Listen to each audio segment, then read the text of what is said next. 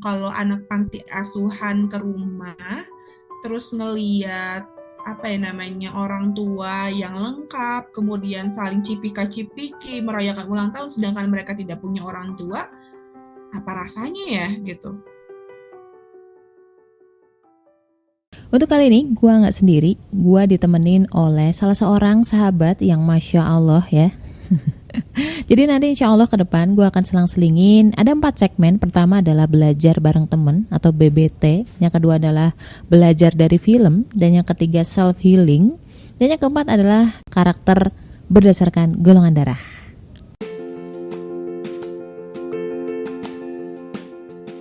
Assalamualaikum warahmatullahi wabarakatuh. Kenalin, aku Ria Marliana, teman healing kamu di podcast Self Healing yang akan ngobrol tentang banyak hal berdamai dengan luka melalui psikologi Islam, Quran dan juga hadis. Dan kadang aku spill juga tentang karakter manusia berdasarkan golongan darah. Semoga bisa membantu kamu lebih relief.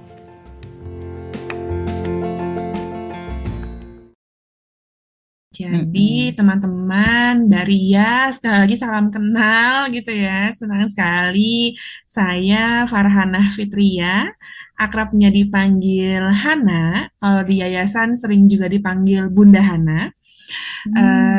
Saat ini saya menjabat sebagai Managing Director, sekaligus juga founder dari Yayasan Teman Saling Berbagi.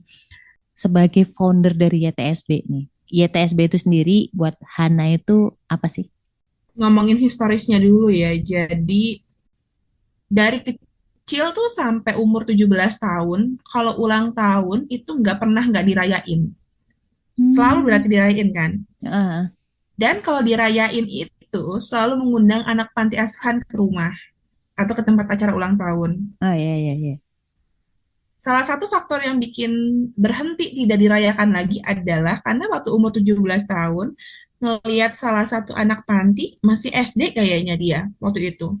SD kelas 1 mungkin duduk di paling belakang terus kepalanya nunduk. Dan pas disamperin, kenapa kamu tidak ceria seperti yang lain gitu ya? Aku lupa sih sebenarnya spesifik kalimatnya gimana, tapi momennya seperti itu gitu ya. Anak itu tuh ngomong, aku nggak kangen punya orang tua, kata dia. Berarti kan ada empati yang salah ya di sini.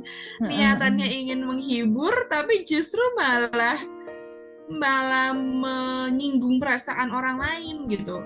Akhirnya mulai terbayang kalau anak panti asuhan ke rumah, terus ngeliat orang tua yang lengkap, kemudian saling cipika-cipiki merayakan ulang tahun sedangkan mereka tidak punya orang tua, apa rasanya ya gitu. Waktu itu mikirnya gitu umur 17 tahun. Bilanglah ke ayah yang menyuruh aku berhenti baca buku fiksi itu ya. Bilanglah ke beliau, udah deh jangan dirayain lagi ulang tahun sama anak yatim, aku nggak tega gitu. Akhirnya setelah itu umur 18 sampai 20 gitu ya, kalau ulang tahun akhirnya dititipin aja makanan, sembako, terus aku yang ke panti gitu. Ngeliatlah gimana mereka hidup di panti, perbandingan dengan mereka datang ke tempat acara. Ya terus gimana tuh? Ngerasanya adalah mereka lebih hidup ketika kita datang ke panti. Ya. Datang ke acara tuh kayak jadi SOP, standar operating procedure banget. Pakai pakaian, udah tahu gimmick ngomongnya seperti apa. Tapi tidak bisa menutup kemungkinan juga dan tidak bisa dipungkiri bahwa itu adalah salah satu jalan yang mereka pilih untuk mendapatkan nafkah kan. Betul. Kita nggak bisa merubah itu dalam sekejap. Oke, ini nggak boleh gitu ya pengurus panti, kita nggak bisa gitu juga kan gitu. Benar. Cara yang paling kita bisa kontrol adalah ya kita datang aja gitu kan. Datang lah akhirnya dan ngerasa mulai mereka hidup. Setelah umur 20 tahun nggak ada perayaan yang spesifik lagi. Lalu akhirnya waktu pas 2018 itu kan periode udah lulus kuliah S1 kan sebenarnya. Langsung kepikiran kayaknya kalau bikin komunitas untuk anak panti asuhan aja. Makanya disebutnya teman berbagi karena kita harus jadi temannya mereka gitu. Untuk berbagi dan mereka pun jadi temannya kita gitu kan. Ada hubungan yang timbal balik gitu. Karena kerap kali kalau ngomongin berbagi ke, ya boleh dikatakan tanda kutip, mereka yang tidak tidak mampu atau orang-orang yang termarginalkan, seakan-akan kan kita ngasih mereka minta gitu ya.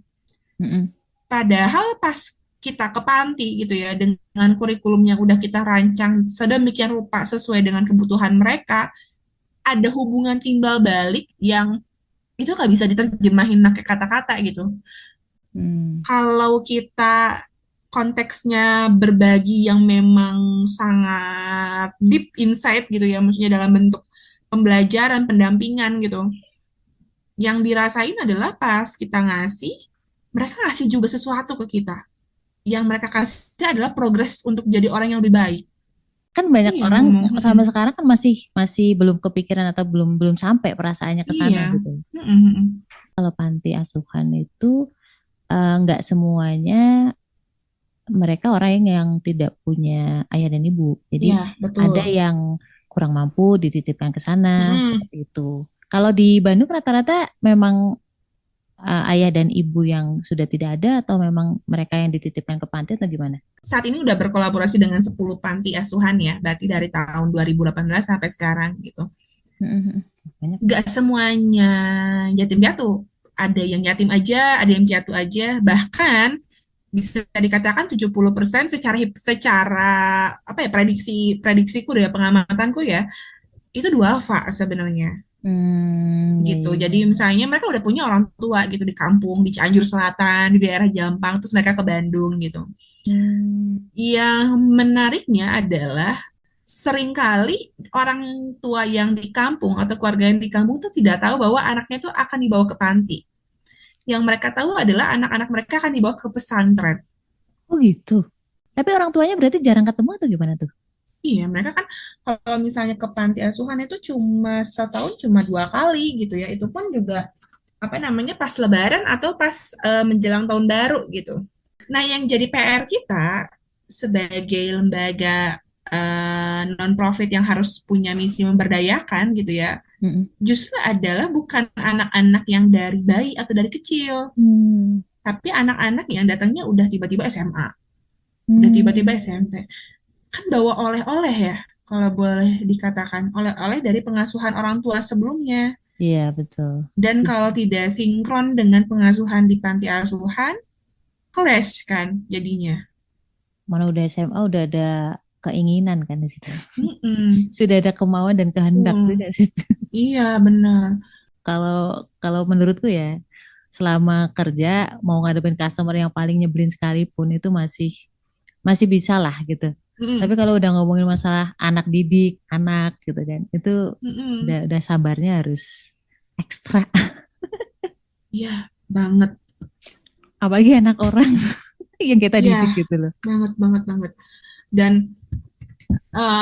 sampai tuh aku bawa prinsip di ETSB kalau pengasuhan di panti asuhan tuh tanggung jawab bersama gitu. Seringkali kan orang kalau nganggap, oke pengasuhan tuh adalah anak kandungku sendiri atau kerabat dekatku aja gitu ya. Mm-mm, mm-mm. Tapi aku bawa campaign ini gitu ya, yang selalu aku bawa dan sosialisasikan adalah, ingat loh, panti asuhan juga adalah pengasuhan yang tanggung jawab bersama. Mungkin pemaknaan kita tentang ayat ataupun hadis memuliakan anak yatim itu bukan cuma sekedar ngundang ke acara ulang tahun dan syukuran gitu.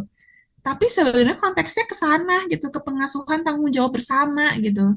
Banyak orang yang termasuk punya perfilase yang sangat luar biasa ya, orang tua lengkap, kuliah bisa sampai S1, S2 gitu kan. Mm-mm, mm-mm. Ya itu tanggung jawabmu juga gitu sebenarnya sebagai manusia yang beradab gitu dan terdidik gitu kan. Jadi Tuh. itu yang selalu aku bawa. Terus yang kedua adalah kalau ngomong ke tim pengajar, ini anak orang. Anak orang yang bahkan kita nggak tahu latar belakangnya seperti apa. Kita cuma tahu sekilas dari penuturan Ibu Panti dan dia gitu. Itu pun tidak dalam gitu kan ceritanya. Mm-mm. Kebayang, ini anak orang harus keluar dari panti asuhan. Terus kalau misalnya ini anak ini mengulang siklus yang sama, anaknya dia akan balik lagi ke panti asuhan gitu. Ya, ya, ya, ya. Ya. Jadi penekanan ke tim pengajarnya adalah kalian tidak boleh mendidik dengan mendadak. Mendidik Hmm. itu harus tidak mendadak. Jadi mau mau mau ke panti nih, misalnya pertemuan berikutnya, ada kurikulumnya apa? harus total disiapin gitu. Baca jurnalnya, pelajari kondisi si anaknya. Kalau Hmm. bingung diskusi kelompok gitu kan, buat menentukan cara dan sebagainya. Ini ibadah yang sangat penuh perjuangan gitu. Iya, pantesan ini apa hadiahnya tuh nggak main-main gitu. Hadiah dari Mm-mm. Allah sama Rasul gitu kan. Mm-mm. Aku setuju kalau misalkan yang namanya anak yatim itu kan sebenarnya secara implisit dari situ kan menyatakan itu sebenarnya tanggung jawab Menjawab bersama gitu kan. sosial Mm-mm. juga gitu. Jadi Mm-mm. bukan sekedar tetangganya doang atau mungkin saudaranya Mm-mm. doang gitu. Karena Mm-mm. memang secara psikologis psikisnya anak yang orang tuanya nggak lengkap itu masih tetap beda kok. Ya kayak dalam hati tuh masih ada lubang di situ yang harus harus dipenuhi gitu loh. Dan kita pun juga harus berempati dengan pengasuh ya.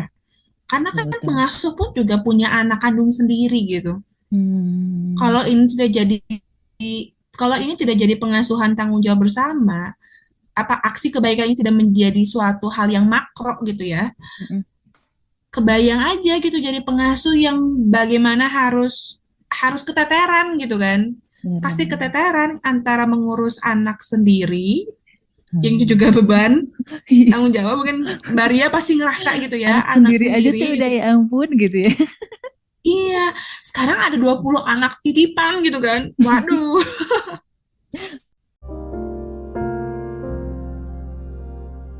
Ini cerita aja sih, maksudnya dulu aku pernah kan yang pas masih di Jakarta, aku pernah pelatihan di sana setahun.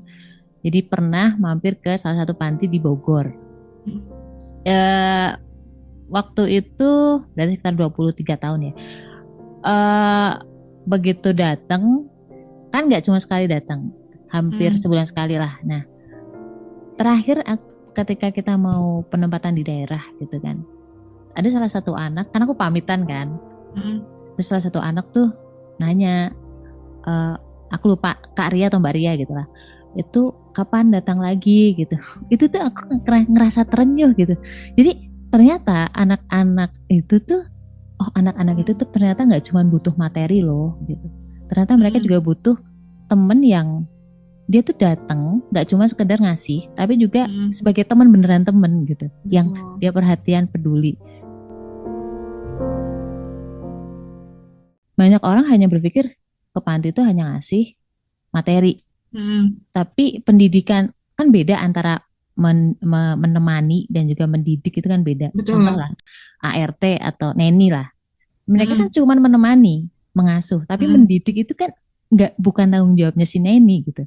betul. Beda banget feelnya ketika ngedidik sama nemenin doang. Dan aku Hmm, sangat appreciate banget ada IETSB di mana nggak cuma sekedar minta donasi nih, Nyun Sewu ya, kan ada banyak ya, banyak fundraiser yang lain banget. ya. Tapi Hmm, aku nggak tahu di belakangnya apakah mereka ada pendidikan atau cuma ngasih uang habis itu pulang gitu kan. hmm, Apalagi tadi aku dengar ada kurikulumnya, terus bagaimana background dari si anak, karena kan masing-masing anak nggak bisa disamaratain kayak robot gitu kan. Ibu pantinya ada berapa orang sih biasanya? Rata-rata lah. Kalau pengasuh sih pasti bapak dan ibu ya. Jadi Hmm. udah mereka tinggal bareng lah di asrama itu gitu ya. Jadi cuma Mm-mm. 2 orang. Jadi ibarat ibarat Mbak Ria dengan suami gitu ya, punya Mm. 20 anak titipan lah gitu. Ah, Masya Allah, luar Kebayangnya biasa ya. apa namanya kekuatan Buatan hatinya mereka gitu ya maksudnya. benar luas banget ya. Luas banget gitu. Ya Mm-mm. realitanya mereka pun juga punya tanggung jawab moral gitu. Tidak sesederhana mereka cuma sekedar menampung anak dan menjaga saja gitu kan. Mereka juga mendidik anak-anak di situ untuk belajar ngaji kan. Kalau Iya. yang pantinya muslim ya. Kalau Mm-mm. pantinya non muslim tuh disiplin ibadah gitu kan. Ya ada tanggung jawab ke arah sana gitu. Jadi terlepas dari pengasuhan yang tidak sempurna dan sebagainya, sampai saat ini aku merasa bahwa mereka ini punya hati yang luas, benar kata Mbak Ria, dan kekuatan hati sih. Dan itu setiap kecamatan tuh pasti ada banyak panti gitu. Dan anehnya si motor kita ini nggak pernah mau berhenti dan Belok. nggak mau Nah, cari tahu. fenomena Betul, maksudnya betul kita fenomena sering banget. lihat-lihat itu ada keinginan iyalah kapan-kapan mampir, tapi sampai berapa tahun gitu nggak mampir-mampir gitu loh.